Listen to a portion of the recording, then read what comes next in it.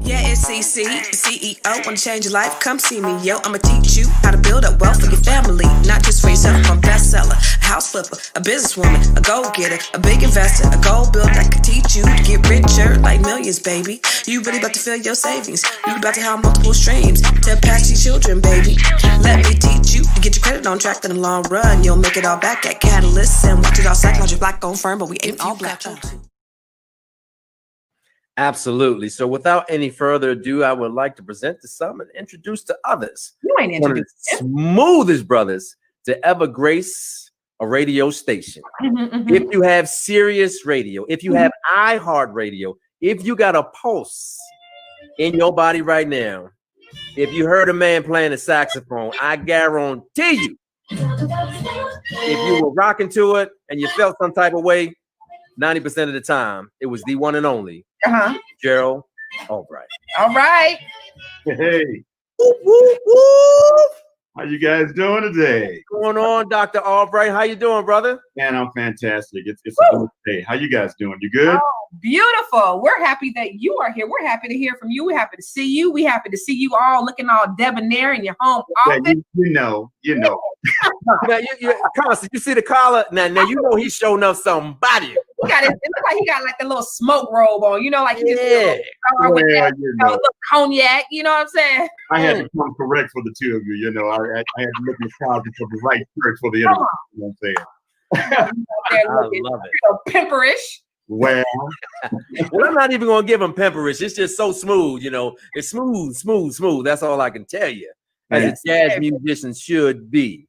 Well, it's Friday, Mr. Albright, and we are so glad that you're hanging out with us. You know, we've literally grown up to your music. You've been the soundtrack to our lives in so many situations, and we are just honored to have you on the screen. So I'm not going to love on you too much because the fellas back home going to be like, go on with all that, man. But I want to make sure that I give you your just due, respect due. Sir, you have been the bomb.com for my mama and them, my auntie and them, and you certainly have gotten me through a whole bunch of stressful evenings when I just needed to close my eyes and hear something smooth. And one album in particular, not to jump ahead of myself, was you and Norman Brown. Oh, that whole album right there. That album right there. Yeah. That whole album. That was fun. That was fun. Yeah. Man, Norman is one of my all-time favorite guitarists. And when we decided, actually leading up to that, there's a short story. I used to always see him in the airports. That's the only way I could see Norman, you know, because we're all traveling and stuff. And I would see him. There was this like row of traveling where, like, in a month's time, I saw him 2 or 3 times in the airport. And I'm like, okay, this must mean something. Yeah. And that third time I said, you know, we need to get on the phone and talk about doing a collaboration. And from that short talk, man, the 24/7 album came out, and we went on tour shortly thereafter. It was one of the most fun experiences of my life. It was great. Dude, shout out to Reggie. Yeah, the whole album. The whole album was like, I could just imagine being in the studio and just watching magic happen, and you guys just jamming all night. You just collaborating and just thinking about stuff and just jamming and just. I mean, it was probably, you probably didn't even want to go home. I mean, imagine, you know, when you just play with people like that are on that level, it just feels so good. And I could just imagine what those sessions were like, you know, on day after day. Yeah, it was a beautiful thing. Now, because, and I make this point again, we're traveling so much and we're doing our own things respectively. It was a high-tech type of project that we put together. I did a lot in my own studio. He did a lot in his own studio. And then we came together when it was time to mix and make it, you know, put the shine and the finishing touches on it. But I'm gonna tell you, when we started the tour, what you're describing is exactly what happened on stage. You know, it was just magical, and there was just an instant connection. It was a real, genuine conversation musically on stage, and we didn't want to get off stage. You know, it was. Only imagine. Well, listen, I know for sure, Constance, I was at one of those concerts because I remember when I saw Norman Brown's name on the bill. Now, there are some jazz artists that I do know, and I know what I like when I hear it, and that just sets my mood. You know, that's recalibration when I hear jazz. My dad listened to jazz all the time, So I grew up with it, but I didn't know who Norman Brown was until I saw him on stage with you. And I'm being honest. I'm telling you, but no, shout out to Norman Brown. You're a bad mama jamma. Oh my God. Yes. I was first introduced to Norman Brown through this man on the center screen, Mr. Gerald Albright. And that is a great collaboration. Like I said, that whole album, I can listen to it any time of day. All day. Fire. Thank you for that. I'll have to let Norman know. Let him know. Sir. You got to know. Let me ask you this. I know that there's one project that really is pulling at your heartstrings. This is a project that you're working on, and this is the Musicians Fund. Because of COVID, everything that's going on with COVID, people aren't working. Tell us a little bit about that. Well, I did a series of 3 live streams from my home studio, and my home studio is called G's Place. So it was like, you know, at home with G at G's Place. Yeah. And I was very concerned about musicians, both who I knew and who I didn't know. And all of a sudden, this pandemic just jumped on everybody. And now people went from paying bills and paying mortgages and stuff to, okay, what do we do next? Yeah. And so, you know, at that point, they were talking about, you know, the stimulus package and when are the checks going to come? And I said, well, you know, that electric bill is not going to wait on that stimulus check. Right. So what I did in the form of the platforms of like Cash App and PayPal, I did a concert and I asked the listeners to donate funds, which they were very supportive. By the way, thank you, listeners, for doing that. And we turned that money right around and we issued it to musicians who needed help. And we did a series of 3 live streams, and I was very honored and proud to just kind of pay it forward. And the musicians were very appreciative. So it was just something that I felt I wanted to do while I was home, you know, and just do a good deed. I think all of us need to do our good deeds for the day, you know. Yeah. Yeah. Now, do you still have that? Is that still going on? Is it something that we can still donate to?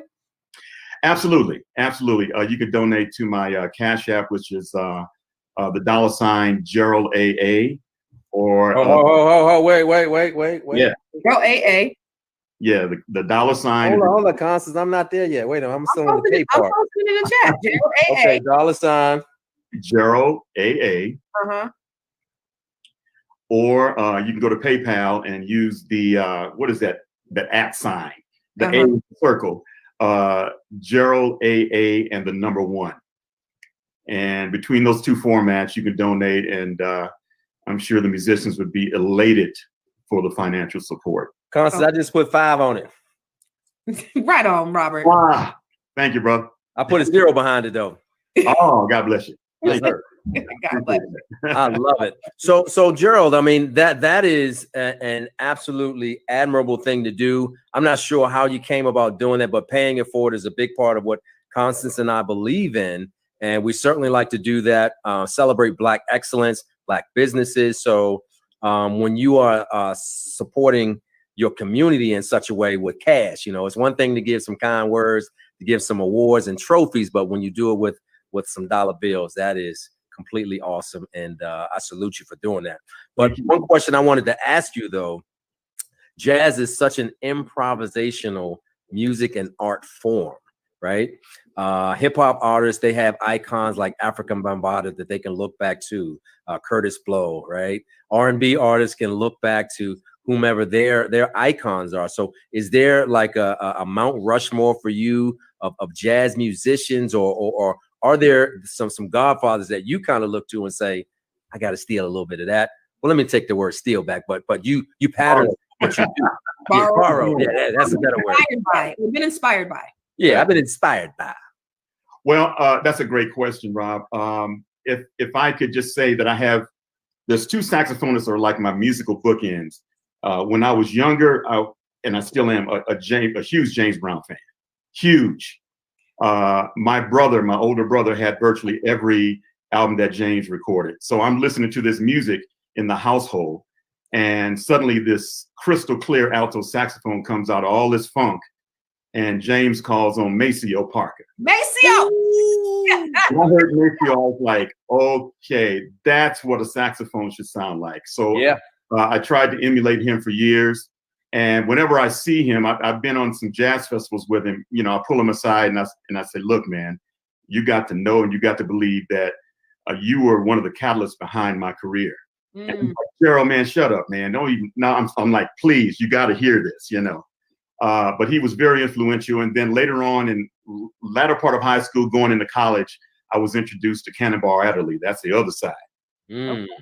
And so if I had to describe my sound, it's a fusion between Maceo and Cannonball. But now along the way, of course, there's some seasonings of Grover Washington. Come on, Robert. Stanley Turrentine. Yes. Earl Bostic. Uh-huh. On the traditional side, John Coltrane and Charlie Parker. Yes. And there's a lot of people who I truly admire as saxophonists. And there are vocalists who, because a saxophone is like the human voice, there's some vocalists who I like emulating, like Ella Fitzgerald, Luther Vandross, or Johnny Hartman. We try to emulate that phrasing that they do in their recordings, because it's all relative. Yeah. So Constance, let me butt in, because you brought up a great point. So it has always been amazing to me. Like, you can truly tell a musician when they're able to catch the tone, the tenor, and the cadence of a song, and like they write in it, like they do the little bridge, and then they catch like a Luther riff or an Anita Baker, like a improvisation. Like, when you can catch that and capture it on whatever instrument you're playing, like that's that boy is good. That's everything. How do you do that? Is that just an inspiration? Is it practice? Like, yeah, it's all of that. It's instinct, is inspiration, is practice, it's repetition. I like to feel that I'm personally in direct line with my spirit. So when I hear a vocalist that really hits me here, I have more of a tendency to listen closer and hear those vocal inflections, and that's what really speaks to me. Yeah.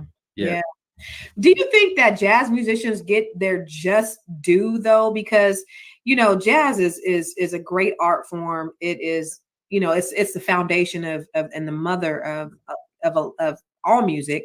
But do you feel like the jazz artists get the same respect that, say, an R&B or a pop artist get? It's unfortunately a regional thing, and I say that because a lot of musicians that I know have moved to places like Europe, because in Europe and neighboring countries there, they treat jazz artists like rock and roll stars. Wow. I mean, the respect level is like 100-fold. But there is a level, obviously, of respect here in the States. But in terms of the notoriety of the genre, I think it's lacking overall in comparison to other genres. It's American art form, and all the genres that you hear on the radio stem from jazz. Right. So you need to look back over your shoulder and say, okay, no, we need to pay more respect to what's going on and what happened back 40, 50 years ago or longer, Absolutely. Yeah. Now there's just some really talented people that I don't think that gets their just due. They don't get the notoriety. You've been nominated for some Grammys. You haven't won a Grammy as of yet, right? But you've been nominated and recognized, which is huge. But I'd like to see more. I'd like to see you guys recognized more, because you're a legend. Well, thank you for that. I love to see that more too. It's a political overtone to it too. And we can go deep. We can go deep on it, but I'm sure you can read between the lines on that statement. It's a political thing, and but guys like myself and my comrades are on a mission to really broaden the popularity and the respect level of what we do. We're on that mission on a daily basis. So. And I totally agree with you, Gerald, because you think about some of the best soundtracks, movie soundtracks. Mm-hmm. Take Spike Lee, when he came out, he had all his dad stuff on there, and he tried to make sure that he shouted out so many jazz musicians that he heard growing up. I watched a movie called The Photograph, and I went out and bought the music track, the motion picture soundtrack, because there were no words. They were all jazz. When you can deliver that right song to capture that right moment, you know what I'm saying? It's a shame that, it comes down to such a political decision about, what is popular music, because what I listen to as an 18-year-old, I'm not really listening to right now. Right. And you give me some jazz, like that's my jam. But the one thing I wanted to ask you was, you talked about Europe and abroad, but once we get out of COVID, what is your spot you can't wait to get back to? Like that's your jam. The music, the energy, the vibration is like that's your spot. Man, that is the $1 million question right there. I mean, there's a lot of places I like for particular reasons. I feel like it would be somewhere on the East Coast. Really? Wow. It's something about DC. Now, why did you say that? Now, why did you say that? Well, I tend to do more performances on the East Coast. And I believe, if I spoke to my agent, he would probably say, there's more demand on the East Coast than maybe other regions of the country. Some of the biggest jazz festivals that I played are on the East Coast, the Capitol Jazz Festival. But that being said, I'm originally from South Central Los Angeles. And whenever I go home, I feel the love. I really do feel the love. But yeah, it's on the East, huh? I just love the blessing of being able to be in good health and still be at the top of the game and just go on anybody's stage. It is an honor for me, Yeah. And so, I embrace the whole globe. I always tell people say, well, what do you do for a living? I say I'm a musician, and the world is my office. And so I just love going to work. I don't care if it's the smallest, smokiest club or a venue of 75,000 people. Yeah. It all relates to me. I'm just glad to be at it after doing it for so many years, Yeah. So that was one of my questions, is like, what's your favorite type of venue to play at?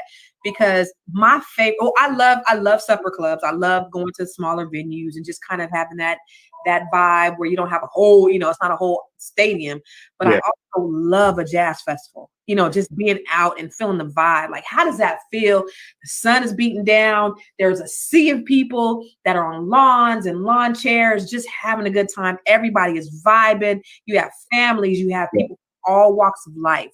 Like that, the energy is just electric. You know what I mean? It really is, Constance. And it's a rush for me. Yeah.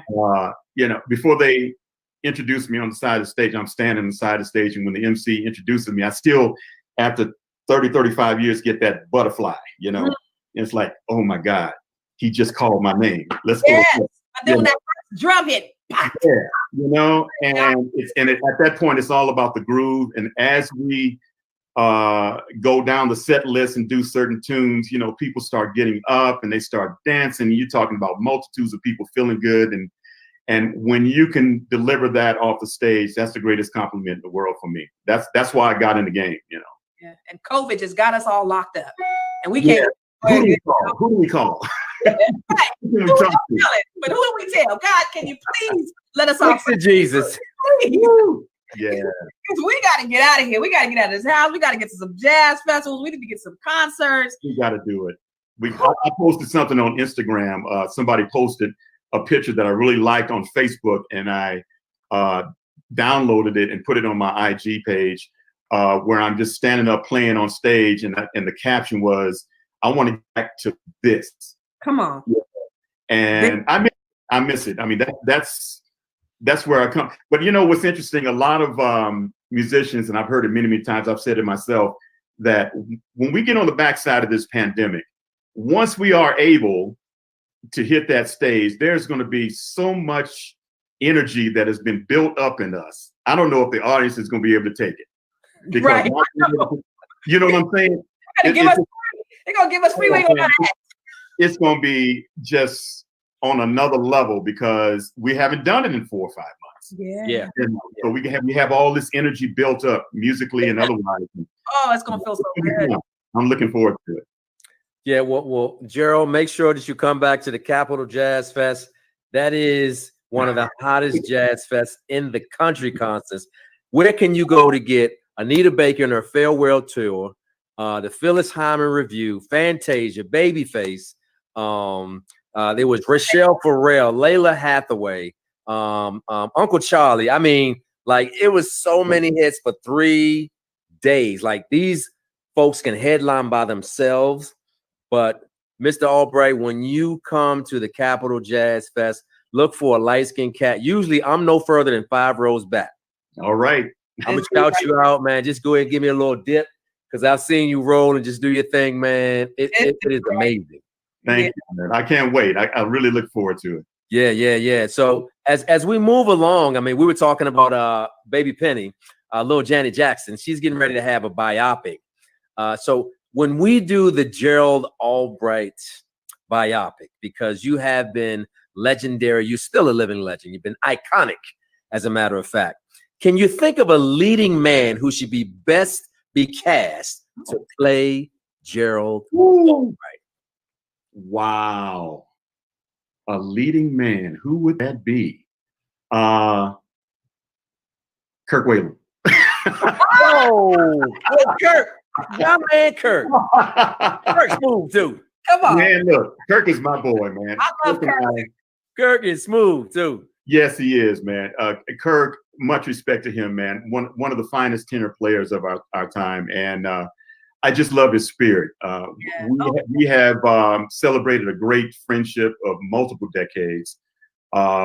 We've been side musicians together with Whitney Houston and a host of other folks. And then we got our respective record deals in the 80s. And in terms of brothers in spirit, we connect so tightly, both on and off stage.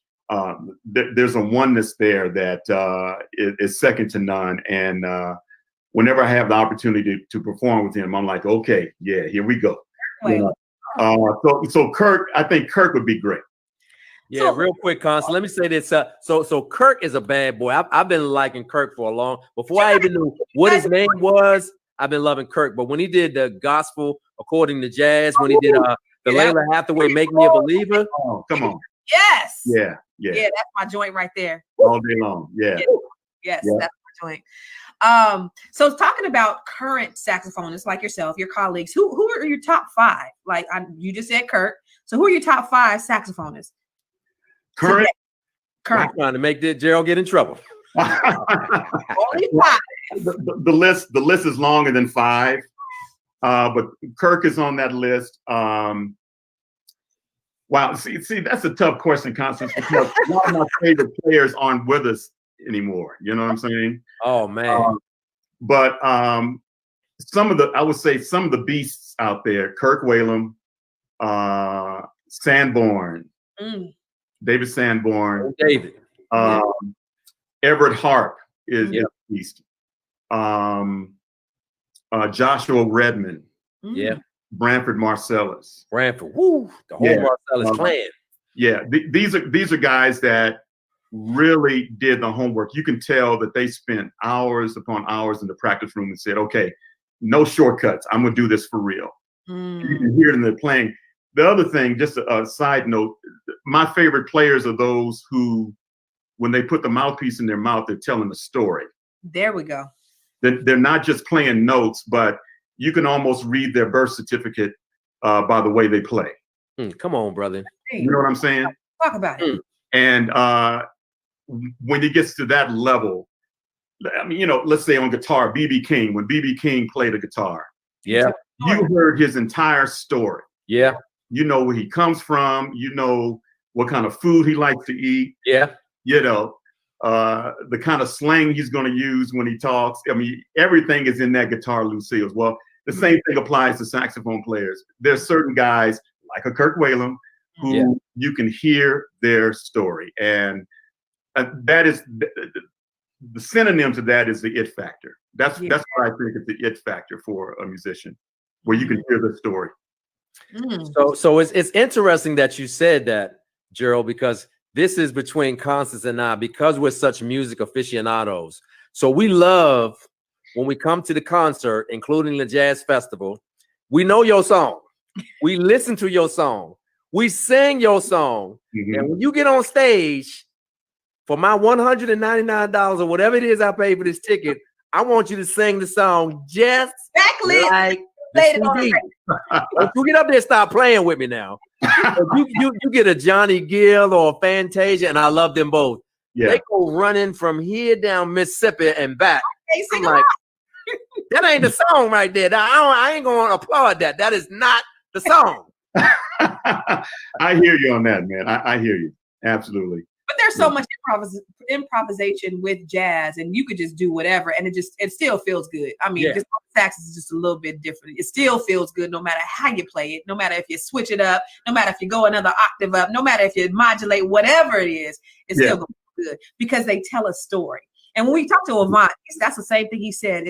There's a difference when you can tell a story, and that I believe that's what separates, the different artists, just like you said. Well, the two of you made a good point earlier in the conversation. You were saying that jazz is total improvisation. Mm-hmm. It's in a millisecond of time, the brain is translating what the spirit is bringing to the surface. Yeah. When you get 5 or 6 guys on stage, depending on what mood they're in, they may play certain chords on Saturday night that they didn't play on Friday night, which makes you play different. Yeah. It's like, okay, that chord, that wasn't there last night. Mm-hmm. So now I have to build on that chord. So in the direction of your request, Rob, I'll try to in the future play the song as close to the record as I can, but I can't make no promises.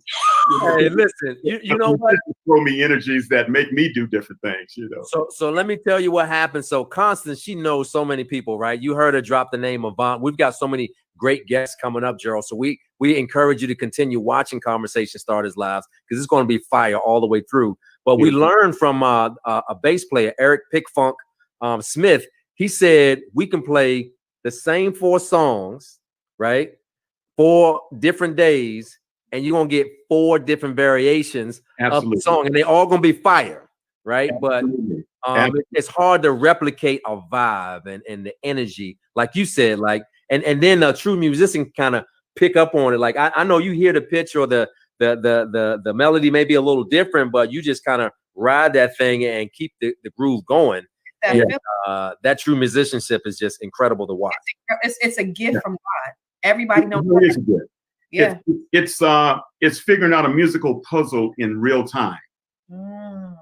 So that's the challenge. When you get on stage, you don't know what mood your band is in. You don't know if they're in a kind of a happy mood or whatever it is, and you just go out there and you close your eyes and you just kind of digest what they give you, and through your microphone, you transcend that to the crowd. And that's always fascinated me. When I listen to recordings of live performances that I've done, I'll play things that I've never practiced before because it's in real time, and whatever lick I played was directly reflective of, let's say, the keyboard player playing a particular chord. It may not be something that was rehearsed before I got on stage. Yeah. So I'll play something totally different. I'm like, man, where did that lick come from? But that's the beauty of it. And here we go, jazz. Improvisation. The genre that facilitates that kind of improvisation. You have total freedom. Total freedom. Some people say even the bad notes sound good in jazz. Right. But it feels good. It sounds good. Yeah, as long as you mean it, it's all good. As long as you mean it, it's all good. Yeah, you know what, Constance? I know that's a great point because I know when I listen to some of the jazz that my dad used to listen to when I would go down in the basement and he had a cool cigarette hanging out of his mouth reading the newspaper. Like some of the licks, I was like, that sounded like he messed up, but he kept rolling with it. Back in the days of the Cotton Club, when they were playing music where they didn't have the chance to rerun the tape and do a do-over. I mean, they just went with it, put it on wax, and that's what you got. Yeah. So the improvisation was show enough live back then. Yeah. Yeah. But I myself, I'm working on album number 21 now. And when I think about my discography and being in the studio like the old school way when I'm actually in the studio with the musicians, and we're recording live, sometimes I'll play a note that's slightly out of tune, but I'll keep it because the vibe of that note is part of the story. Okay. You know what I'm saying? So not saying go back to all my records and find out where I played out of tune. That's not what I'm saying. But I'm saying, sometimes it's more than the note being in tune. It's the feeling on top of the note. And so I told the engineer, we're going to keep that note. I don't care if it's out of tune or not, because that's what I wanted to say. Yeah, that's where you're going with it. Yeah. Now you play the saxophone. Everybody knows you for the saxophone. Yes. But you also get down on the bass. What other instruments do you play? And what's your favorite instrument to play? Well, I have to say alto saxophone is probably my first love, because that's what I started out on. But I love the whole family of the saxophones, from soprano, alto. Now hold on. Now the alto is the what I call the Kenny G sax, the longer one. No, that's the soprano. The soprano. Okay. Yeah. And the alto is like the next one in line in terms of size. So choir.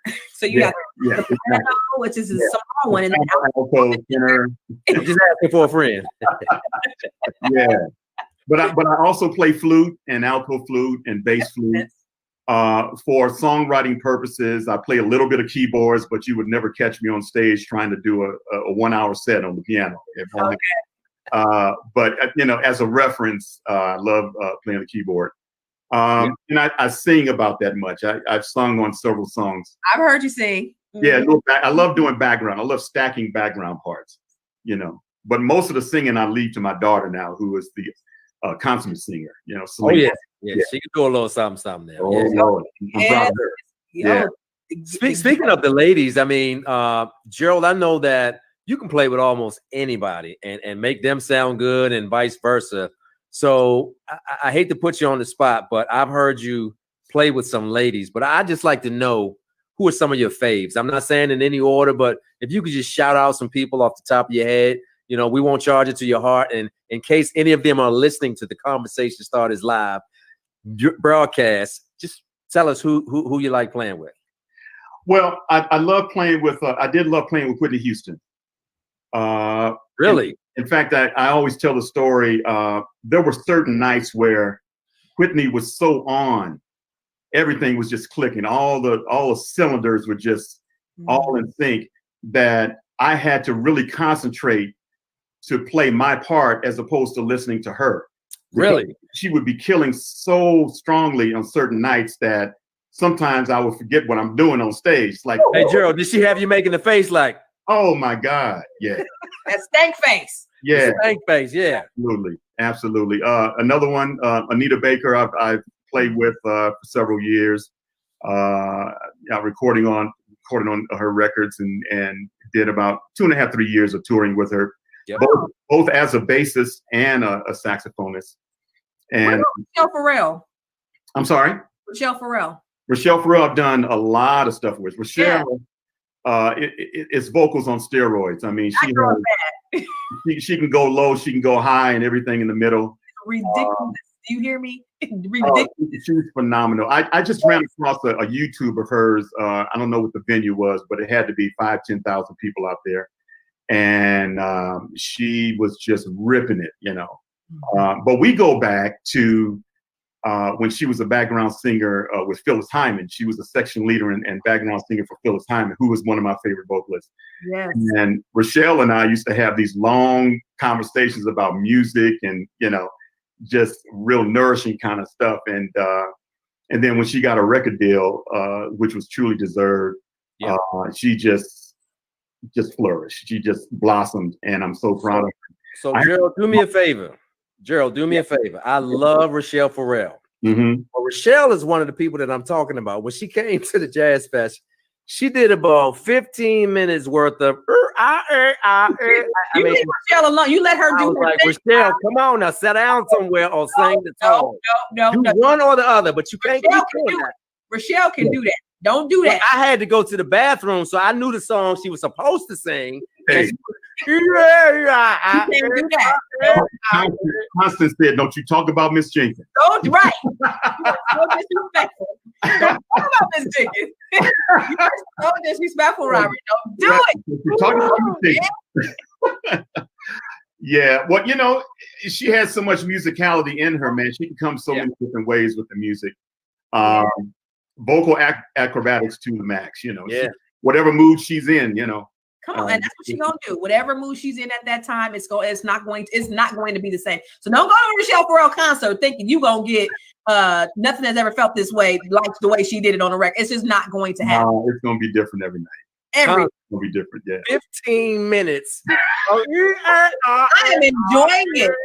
I am enjoying it. And she makes the ugliest faces, but makes it exactly. What was going on? I didn't know. Yeah. Come on. You know, let it be said though, a lot of guys like sitting in the front row because of those ugly faces. Yes. I'm gonna leave that alone. Hey, I'm gonna leave it there. Come on. Here we go. Next question. Here we go.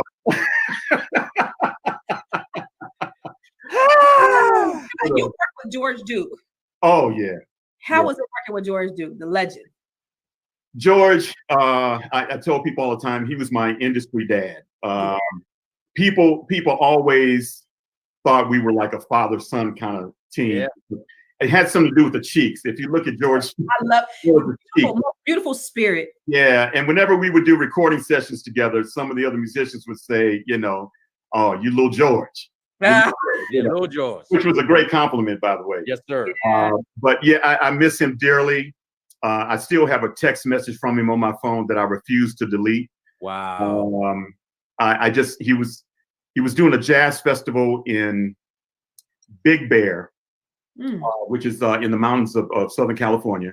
Yeah. And he was on my mind, and I just texted him. I said, "Hey, Papa G, how you doing today?" And this is when he was like, this was during his illness. Mm-hmm. And he must have been on stage getting ready to play, because he gave me 3 words, and I asked him how he was doing. He said, "On the mend." ... Yeah. On the mend. And the next thing I heard, he had left us. Yeah. So too soon.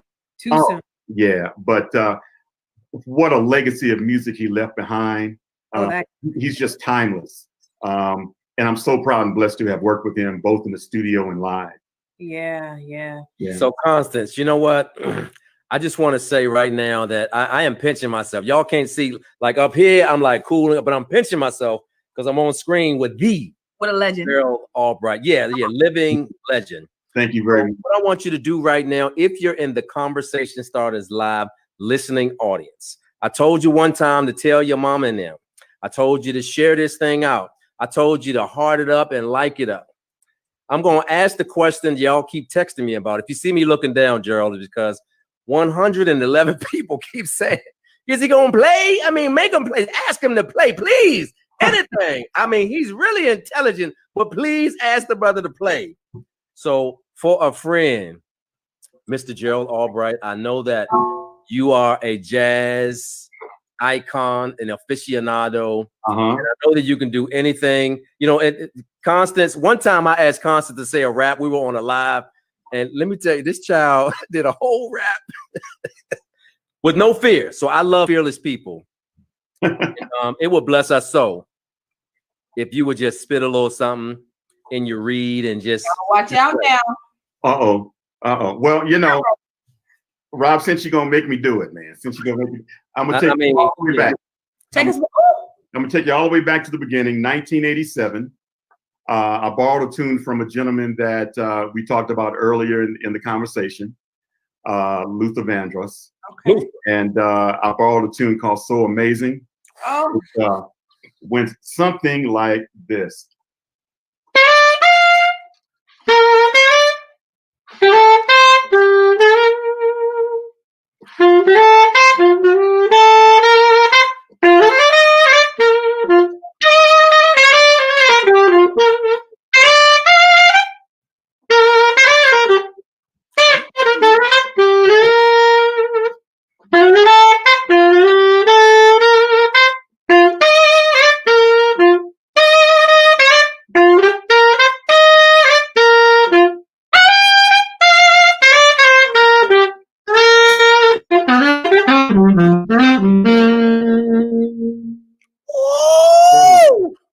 little stank on the end, you understand?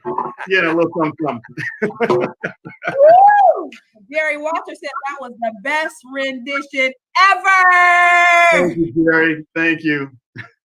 Yes, sir. And you know what's so amazing about that, Mr. Albright? I mean, when I start calling people Mr. and put their last name on it, I truly respect and have been blessed by your presence. And just put just a little something on it, Constance. Did you hear that? I heard it. I have chills running down my body right now. Yeah. I mean, like that's the close your eyes kind of good stuff that you needed. I closed my eyes. It Did was you? Right. You know, Luther is one of my favorites. Constance, is it big Luther or little Luther, or it just don't matter? You know what? Luther didn't lose it when he was little. People always compare big Luther to little Luther. He never lost it. Yeah. Visually, he was more appealing to me as big Luther. But but I just enjoyed him. But he is one of the best singers. Yeah. All times. Who Hands left us prematurely. What do you think about Mr. Luther Vandross? You've worked with him as well.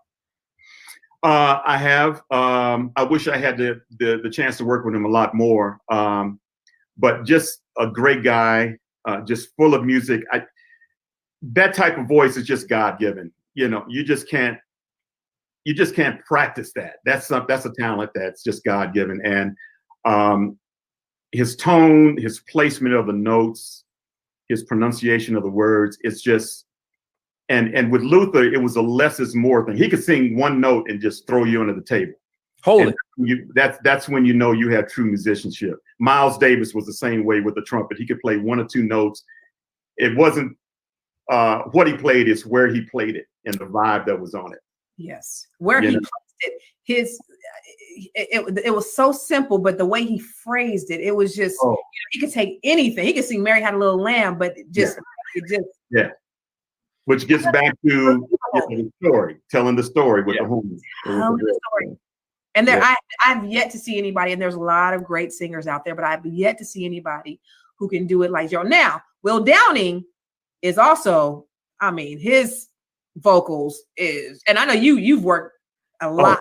Yeah, we recorded a record together, and we did extensive touring in the 90s and some spot touring after that.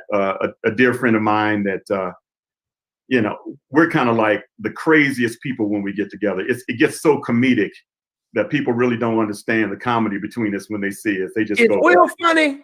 Oh, Will is hilarious. He's so serious on stage, man. Oh, look, man, that's all a front. Look, let me tell you. No, Will, debonair, don't get me wrong. Second to none, but off stage, he's one of the most comedic guys and fun-loving guys that you've ever been around. Yeah. And he's quick with the jokes. He has that real timing that, and we kind of bounce off of one another. And it's that right. Sometimes we look at one another and go, this is not right. This is not true. They're supposed to be having this much fun. Yeah, this ain't fair. It's not good. But that's the beauty of the hang with musicians and vocalists. It's all good. Yeah, I love it. I love it. Hey, Constance, I know that I asked one time, but I'm gonna ask again. Can you give just a smidgen of champagne life? Because I don't have a champagne glass, but I know for a fact. I'm so embarrassed. People want to look. I'm sorry, Constance. I said I wasn't going to do it. I'm sorry, Gerald. You have to talk to Rob after the interview, Constance. I'll send another Cash App. I promise, right now. If you get a ping, that's me. Oh, let me see. Or you know what? Drop whatever you like. Yeah. You drop whatever you like. Whatever you like. Let's see if we can get some champagne out of this. I'm trying to remember now. Play whatever you like, Gerald. We just want to hear you play. Let's see. I'll play the hook of champagne. Okay.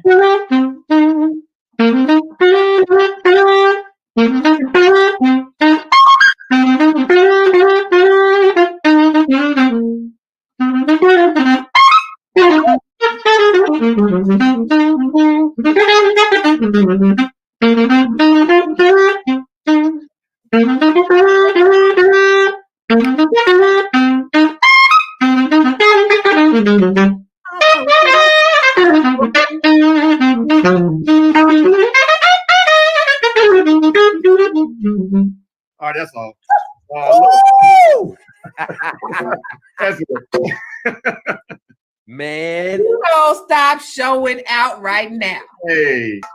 Oh my God. Just having fun. Oh my Yes, God. sir. Okay. Before we let him go, Constance, we got to put him on the Conversation Starters Live. Really want to know couch. Now, we know that you are a music genius. We have seen that in live and in living color, and I appreciate you, brother. But I've got to ask you my first really want to know question. Look at Constance's face. I really want to know. Oh boy. Okay, and I love a little bit of controversy, so I apologize in advance. I don't know if you ever pick up the broom or the vacuum cleaner on a Saturday, wash some dishes. If you're cleaning up and you had to pump somebody in the CD, the iPod, your Walkman, whatever you're listening to, if you had to choose between Patti LaBelle or Gladys Knight, who you choosing? Can I tell you off camera? No. You know what? See, that's two totally different approaches to the music. I would have to say Gladys. Okay. I would have to say Midnight Train to Georgia. Yeah, I would have to say Gladys. And that's hard, man, because I love Patti. You know, to me, they're neck and neck. But your question was, what would I pop in? It would probably be Gladys. I just really, really love Gladys's voice. Yeah. The story. Yeah. I hear the story. Not that I don't hear it with Patti, but there's a resonance in her voice that is just sexy to me. And I've seen her live. Of course, I've worn out the grooves on all of her records. Yeah. Never heard her voice crack. All these years, I've never heard her, and she's just so consistent. And her stage presence is just unbelievable. She really brings you in. It's kind of like you're in her living room and she's just vibing. That's right. That's the way she brings you in, you know. That's right. You know, to be honest, I saw Patti, or excuse me, I saw Gladys in the concert, and I was thinking, oh, Gladys, that's my mama's age. Like oh, here we go. I was not looking forward to it. Don't sleep on Gladys. I was pleasantly surprised when she came out there and did her. I didn't know. Yeah. I didn't know. She brought it. Too many hits. Brought it. I'm gonna tell you, Constance. I'm gonna tell her my mama because I ain't know. Listen, I'm gonna tell her my mama real quick. Mama, I love you, but just for the show, I just got to tell people they ain't gonna meet you anyway.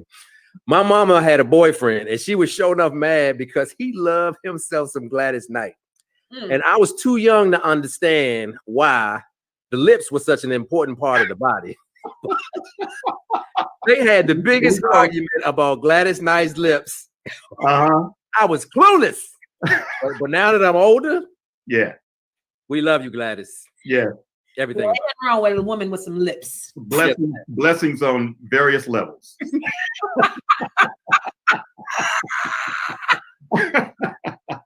I didn't say that, Miss Gladys, but I love your music. I swear I do. Woo! And if you've never met her, she's one of the nicest people on the planet. Yes, sir. Nicest people on the planet. You know, just her fame never changed, her demeanor and her way of dealing with people on a day-to-day basis. And I really admire that. You know, she has a great, great spirit. Yeah. I love it. I love it. Because when your spirit can transcend, you know, your status, that's everything. Yes. You can't take your attitude with you when you pass away. And you know, we were talking to Eric that time, and he was telling us one of the people in the industry that he thought was a super, super jerk. And he said, okay, maybe it's because this was this time of day. And then he was like, when I met him again, he was still a jerk. He said, hey, I look up to you. You're one of the greatest musicians. And dude looked at him like, and you know, and I'm sure you run into people like that all the time that think they're better just because they have money. But if you can just be a genuine person, regardless of your status, regardless if you have money, because at the end of the day, anything could happen and it could all be taken away. Yeah, absolutely. And what do you have left? You know, your integrity. And if you don't have any of that, then you have nothing. That's very true. Yeah. Very good. You get so serious. Well, I got one more for you, Gerald, before we let you off the Conversation Starters live couch. We want to make sure you heart it up, that you put some likes out there in the feed. Make sure that you tell everybody in them that Gerald Albright is on the screen. So can you please settle this beef between Constance and I? You know, this is one of these love-hate relationships, more hate than love. And we agree on a lot of things, but music, as much as we love it, we kind of go in two separate directions. So can you please settle this for the people in the back? And especially my girl, my sister sitting right there. Okay. MJ or Prince? Greatest of all time. MJ. Okay, let's talk musicianship. Let's talk musicianship. Let's talk musicianship. You always go there. You always go there. Well, it's really depending on what you're asking. I mean, in terms of entertainment value, in terms of his videos, in terms of the way he thought, everything was big for Michael. You know, he really changed the music industry with his approach to videos and the sensational shows that he did. The production was just, you know, second to none. But now, if you're talking about musicianship, Prince, I mean, he can play anything, everything, right? Yes, very well. Yes, you know, and funk you under the table. Yeah, so it's really depending on which category we're talking about. Yeah. But I appreciate both of them equally for what they do. You know, but Michael has always just been fascinating to me. Just, you know, in terms of how he embraced the globe and how the globe embraced him. Yeah. He was a superstar. He was an absolute superstar. And he raised it. He was like what Tiger Woods does to golf. You know, he just raised the bar. Yeah. Yeah. By the way, are you a golfer? Are either one of you golfers? I can do a little something out there. There was a time when I used to stay up the green, but I can do a little something. All right. I'm just curious. I see you out there. Oh yeah, you know, I would be going crazy if I didn't have my music in golf. Yeah, that's what. Oh man, that's what settles me. I played a round of golf yesterday, and you know, just walking the course and seeing the wildlife, and with some social distancing, being out there with some friends of mine. Sure. I have a mask on and everything, you know. But it's just the greatest hang. You know, I'm a nature boy. You know. Yeah. No doubt. I live by a golf course, and ain't nobody social distancing out there. I see them out there, no masks on. I'm like, they ain't even doing that. Put the mask on, gotta have it, man. They ain't out there doing what they supposed to be doing. Yeah. So let me ask you this: so there's a heavyweight fight coming up. Roy Jones versus Mike Tyson. Oh. Well, are we talking young Roy and young Mike? They're getting ready right now. They are getting ready. Yes. Yeah. They are getting ready. It's an exhibition match, but I think it might be 8 rounds. Really? Yeah. Well, I'm gonna be on top of that. I haven't seen Roy lately, but I've seen Mike. Mike is still in shape, man. Yeah, I seen him fight. Good. I'm scared for Roy. Yeah, and if the punching power of a Mike Tyson, as long as you keep your ears out the way, you know, the punching power of a Mike Tyson is just second to none, man. So we'll just have to see what those 8 rounds bring. Yeah, listen, Roy don't want that smoke. Yeah. Listen, I give Roy a fighter's chance simply because he probably has better ring generalship than Mike will. But that first round, Mike is going to be an absolute hurricane. Oh, yeah. If he put hands on you, it might be a problem. Yeah, it might be a problem. Yeah. I hope it lasts. I hope it's not one of those things where, you know, it's 30 seconds into the first round and then somebody gets knocked out. I mean, let give me 2-3 rounds at least. You know, it might connect. It might be a problem. Yeah. Well, you know, the one thing that is great about it, I would love to see. Can you imagine this, Constance? Gerald Albright on stage on one side, and then like Kirk Whalum on another side. And then you throw in who else could I throw in there, Constance? Can I put somebody on the bass? Oh, no vocals. Marcus Miller? Yeah. Whoa! Yeah, put Marcus, my man Marcus. Yeah. You put Marcus back there, and then we need one more. It had all four corners. Who's on the drums? Who's on the drums, Gerald? Woo! I'm gonna say Dennis Chambers. Oh, good one.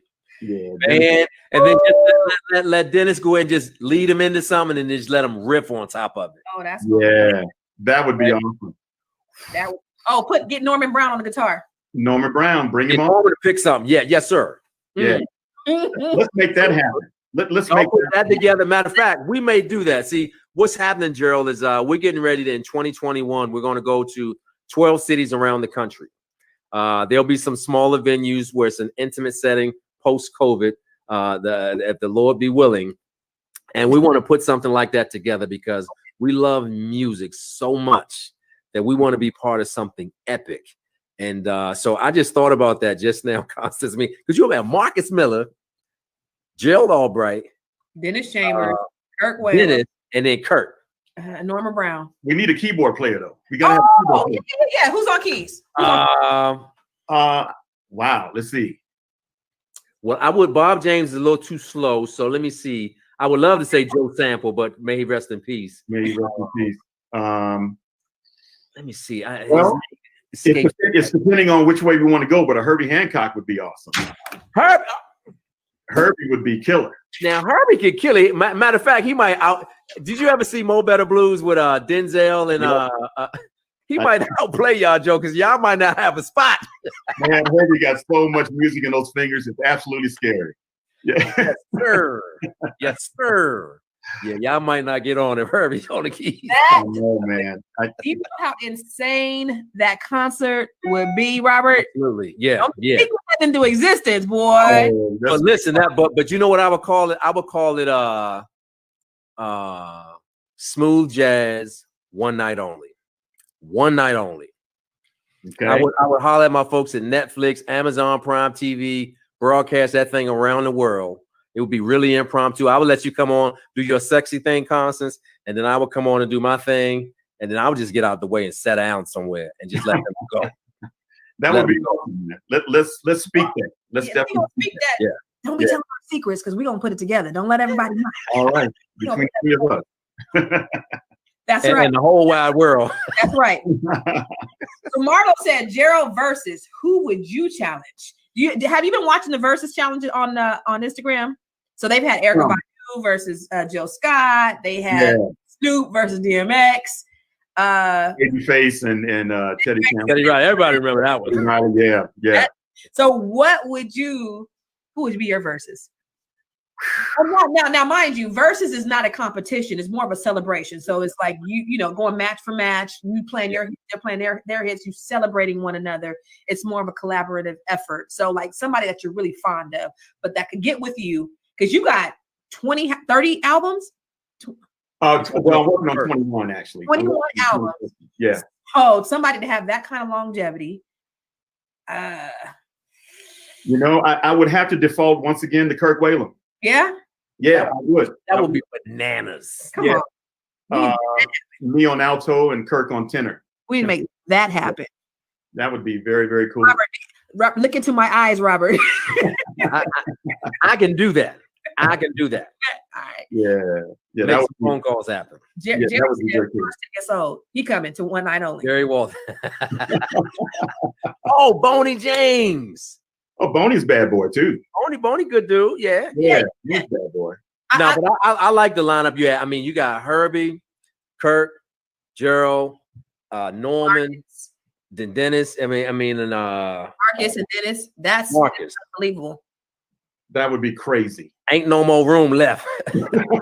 that's 4 hours right there, nonstop. Right. Like, can we get 4 hours? Can we get 4 hours of y'all jamming? Just you gotta give them a water break. I mean, all of us are AARP now. I don't know about 4 hours. I mean, come on. 4 hours. I might give you 2.5. 4 hours. Encore. Nah. You know what though? You know what? It would be fire though. I mean, just like an hour and a half, 90 minutes. That's good enough for television. Let them do like a medley, like all of them, and then just like had a spotlight on one to the other. And man, that would be fire. Listen, Brian Culbertson. Brian's a bad boy too. That's what I said Brian Culbertson too. Yeah, I played on Brian's very first record in Chicago. I happened to be doing a show there, and he called me and said, "Man, I know you got sound check, but can you come over and do a quick solo on one of my songs in the studio?" And his dad was in the studio, and he was just a young kid. He might have still been in high school at that point. Wow. This was his very first record, and I had the pleasure of playing on it. And look at him now, you know, he's killing. Yeah, phenomenal. He's got a great show. Yeah, I saw you. I don't know who. I know it was you. It was your daughter and your daughter. Okay, so tell me what your daughter's doing before we let you go. Tell us what your daughter is doing. What is she up to? I'm so proud of her. She's a new mommy. We're grandparents of a lovely 4+ month old boy. His name is Gavin. Congratulations. Eli. Yeah, thank you. Gavin Eli, and he's a charmer. I'm just throwing credit cards at him already. I know. Pop up. A whole nother level. It's just like I said, you love your grandkids more than you love your kids, which is man. They said it's possible. Well, you know, I'm only 4 months in, and I really love my kids, and Brandon. So that's a wait and see. Yeah. This kid Gavin is just so precious, and our daughter usually does daily FaceTimes or pictures of the day for my wife and I. You know, she'll send them every day. Yeah, because he's learning new stuff every day. You know, he's just started this past week eating real food, so he's getting like scrambled soft eggs and pureed this and that, and you know, he's tasting stuff, and I'm looking at the expression like, okay, this isn't breast milk, this is something else, you know. It's tasting. But it's so funny to watch, you know. But yeah, so she's being a mommy, but she's in the studio cranking out her new project. Okay. We're both trying to figure out when we're going to be able to hit the stage again together. So that's, who knows. But she's doing great. The entire family's doing great. My son is a videographer, and he's doing a lot of videos here in the Denver area. Very, very talented. He went to school for that at the Institute of the Art Institute of Colorado, and so he has a degree. He's serious about it. Yeah. And you know, my wife has her gourmet desserts, and she has a new waffle mix. Coating mix, all-purpose mix at Glennis'sKitchen.com. Glennis, spell Glennis. GLYNIS. Glennis'sKitchen.com. All right. So, Constance, I heard that Gerald will be on sax in this one night only smooth jazz. Glennis will be on the cakes and pies, and his son will be the videographer. You got it all covered. I got it all. Yeah, I got it all. Selena will sing. Yes, and Selena gonna rip it on the MIC. Yes. Wow. What made you go to Denver, being from LA? You know what? I needed a change. It was a change of life. It wasn't a career move at all. It was just I needed something different. As I got older, I wanted a little slower pace, and just something fresh, something different. I had been in LA all my life. Yeah. And I still love LA for many reasons. I still have friends there that I just love to see. But, you know, your spirit tells you that sometimes you just need to make a change and just kind of press the reset button and move somewhere else. And Denver was a good move for us. We've been here 15+ years now, and just really enjoying it. Yeah. Really enjoying it. Yeah, it's very cool. Wow. Seems like I watch you, I follow you. So it seems like, you know, it's just a good life. You know, you're on the golf course, you're spending time with your family. It's real slow, real easy, just easy, balanced. It's just, you know, it's a sense of contentment that I've been looking forward to for a long time. And, you know, the hustle and bustle that you get in LA. Right. The traffic in LA, I do not miss. The smog. Yeah. So we have an element of smog here in Denver, but it's nothing like LA. Denver is kind of nicknamed the small city that made it big, you know, and it's constantly growing. Yeah. When we moved where we live, it was basically, you know, a housing development, a grocery store, a gas station, and a bank. Now it's just like. Now they got a Walmart and everything. It's all good. So yeah, Oh yeah. my gosh. So listen, Mr. Albright, you have blessed our socks off. And typically we have guests on and we hold them to like 30 minutes. We have gone an entire 60 minutes plus with you. Yeah, And so that is a tribute to the cool guy that you are. thank you. You're absolutely down to earth. And you're super talented. And I don't say that lightly. I'm from the East Coast, DC. We don't brag on guys unless we really mean it. And oh, that what it is. I'm trying to choose my words carefully, but you know what I'm saying. I know what you mean. You guys, You don't want to say girl too much, Rob. You We don't don't do that. We you're don't real do that. curious. You're very honest about your artists, and you take them seriously. I dig that. I get you.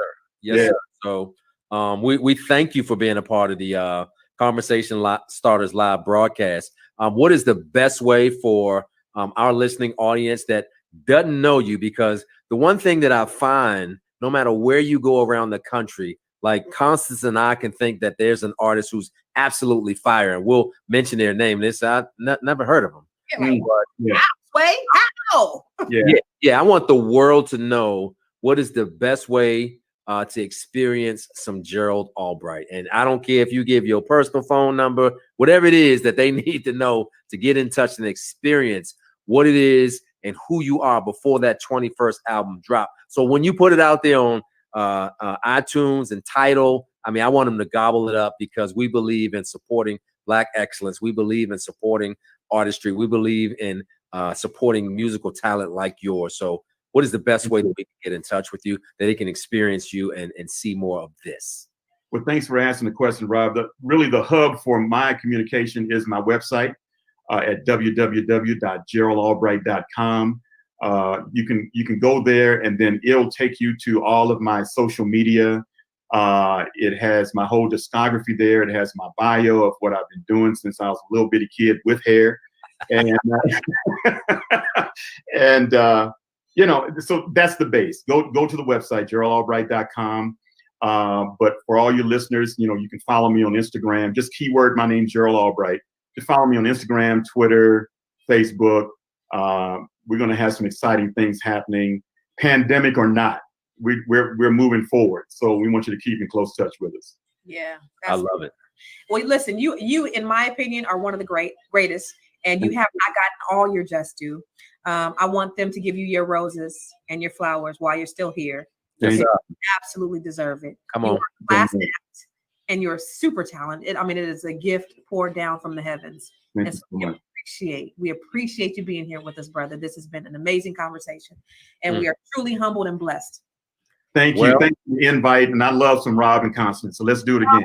Ooh, go on now, Gerald. You're gonna make me cry on here. All my boys are watching now. All right. Listen, my name is Robert Antoine, along with the lovely Constance Carter. And this is Conversation Starters Live, where we believe that for every situation, there is a conversation. Hashtag Conversation Starters Live. You have seen the one and only Gerald Albright. You ain't got to go home, but you got to get up out of here. We love you. Peace. Hold on, Gerald.